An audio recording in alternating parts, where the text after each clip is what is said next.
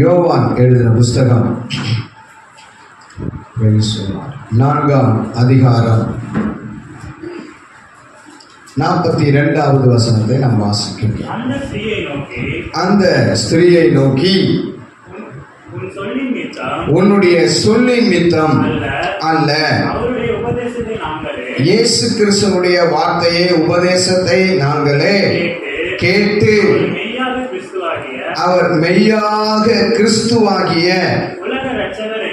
உலக இரட்சகர் என்று அறிந்து விசுவாசிக்கிறோம் என்றார்கள். அல்லேலூயா.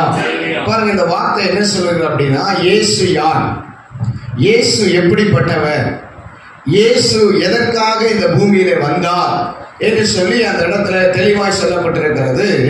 அவர் உலகத்தில் இருக்கிற மக்களை காப்பாற்ற, ரட்சிக்க, பாதுகாக்க, உதவி செய்ய, அவருடைய வேதனைகள், கவலைகள், கண்ணீர்கள், துன்பங்கள், இக்கட்டுகள், மனிதனுக்கு வரக்கூடிய அத்தனை பிரச்சனையிலிருந்தும் அந்த மனிதனை காப்பாற்ற, ரட்சிக்க இயேசு கிறிஸ்து இந்த உலகத்தில் வந்தார் என்று சொல்லி அவர்கள் அங்கே விசுவாசித்தோம் என்று சொல்லுகிறார்கள். அல்லேலூயா.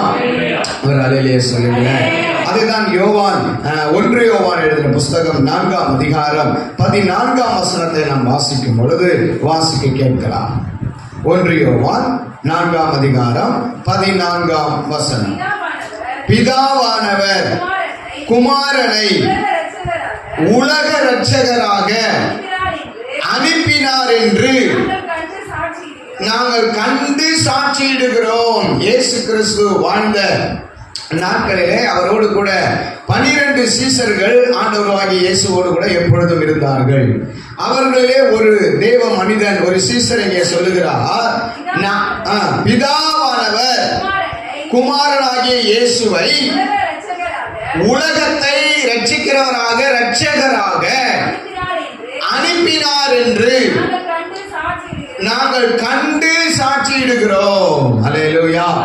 பாருங்க, இவங்க சும்மா சொல்லல, ஏமாற்று வேலை செய்யல. அவங்க சொல்றாங்க, இயேசு கிறிஸ்து உலகத்தை ரட்சிக்க வந்தவர் என்று சொல்லி நாங்கள் கண்டு, அவர் கூட பழகி, அவரோடு கூட பேசி, அவரோடு கூட இருந்து, அவர் செய்கிற நல்ல காரியங்கள் எல்லாம் நாங்கள் கண்டு நாங்கள் சொல்லுகிறோம், அவர் உலகத்தை ரட்சிக்க வந்த இயேசு கிறிஸ்து.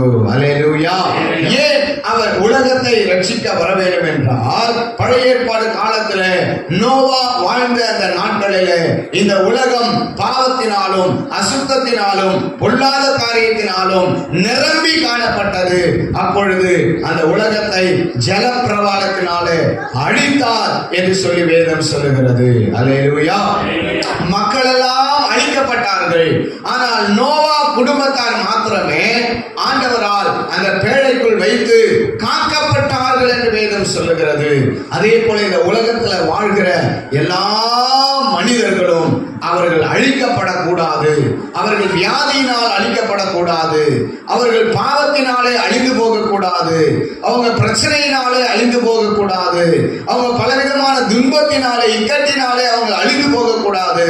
அவர்கள் இந்த பூமியிலே வாழ வேண்டும், ஜீவிக்க வேண்டும், அவர்களை நான் காப்பாற்ற வேண்டும், அவர்களுக்கு நான் உதவி செய்ய வேண்டும் என்று சொல்லி ஆண்டவராகிய இயேசு கிறிஸ்து இந்த உலகத்தையே காப்பாற்றுவதற்கு, ரட்சிப்பதற்கு இந்த பூமியில வந்து பிறந்தார். இந்த பூமியில வந்து அவர் ரத்தத்தை சிந்தினார். அவர் தன்னுடைய ஜீவனையே அவர் நமக்காக கொடுத்தார்.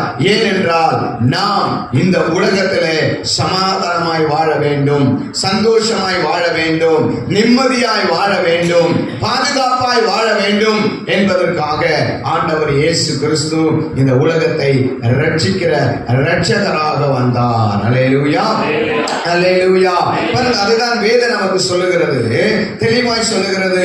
ஒரு மனிதனை மாத்திரம் அவர் ரட்சிக்க வரவில்லை, ஒரு குடும்பத்தை மாத்திரம் அவர் ரட்சிக்க வரவில்லை, வரவில்லை. ஒரு தெருக்கள் இருக்கிற மக்களை மாத்திரம் அவர் ரட்சிக்க வரவில்லை.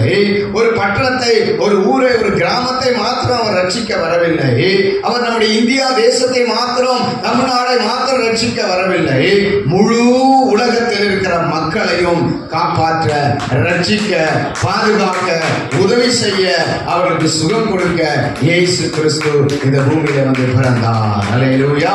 ஏன் அப்படிதான் அவர் பிறக்க வேண்டுமா என்றால், ஒரு மனிதனுக்காக அதை செய்வாரானால் அது ஒரு மனிதனுக்கு தான் பொருந்தும். அல்லேலூயா, அல்லேலூயா. வேதம் தெளிவாய் நமக்கு சொல்லுகிறது. சங்கீதம் எழுதின புஸ்தகம் 17ஆம் அதிகாரம் 14ஆம் வசனத்தை நாம் வாசிக்க கேட்போம். சங்கீதம் எழுதின புஸ்தகம் மனுஷருடைய கைக்கும் இம்மையில் தங்கள் பங்கை பெற்றிருக்கிற உலக மக்களின் கைக்கும் உம்முடைய கரத்தினாலே என்னை தப்புவியும், என்னை காப்பாற்றும் என்று அங்கே சொல்றான். போதும் போதும் போதும். அல்லேலூயா சொல்லுங்களேன். பாருங்க, இங்க அழகாய் சொல்லப்பட்டிருக்கிறது. உலக மக்களுடைய காரியங்களுக்கு, அவர்களுடைய கைகளுக்கு என்ன பண்ணுங்க அப்படின்னா தப்புவியும் என்று சொல்லுகிறார். அல்லேலூயா. உலகத்தில் இருக்கிற அத்தனை மக்கள் கையில் இருந்தும், மனிதர்களுடைய கையில் இருந்தும் ஆண்டவர் உங்களை என்னையும் காப்பாற்றக்கூடியவராக, ரட்சிக்கக்கூடியவராக காணப்படுகிறார். வேதம் சொல்லுகிறது, இந்த உலகத்துல மனிதர்கள் பல விதங்களிலே இருக்கிறார்கள். நல்ல மனிதர்கள் இருக்கிறார்கள், கெட்ட மனிதர்கள் இருக்கிறார்கள், மோசமான மனிதர்கள் இருக்கிறார்கள், அன்புள்ள மனிதர்கள் இருக்கிறார்கள், நேசிக்கிற மனிதர்கள் இருக்கிறார்கள், வெறுக்கிற மனிதர்கள் இருக்கிறார்கள், நம்மை பற்றி தவறாக பேசுகிற மனிதர்கள் இருக்கிறார்கள், நம்மை பற்றி நல்லா பேசுகிற மனிதர்கள் இருக்கிறார்கள். இப்படிப்பட்ட மனுஷ கூட்டத்தில், மனுஷ காரியங்களிலே ஆண்டவர் இயேசு கிறிஸ்து மனிதனுடைய கரங்களிலிருந்து நம்மளை காப்பாற்ற இந்த உலகத்தில் இரட்சகராக வந்தான். அல்லேலூயா, அல்லேலூயா சொல்லுங்க. சத்தமாக ஒரு அல்லேலூயா சொல்லுங்க. அதுதான் வேதம் அழகாய் சொல்லுகிறது. பிரசங்கி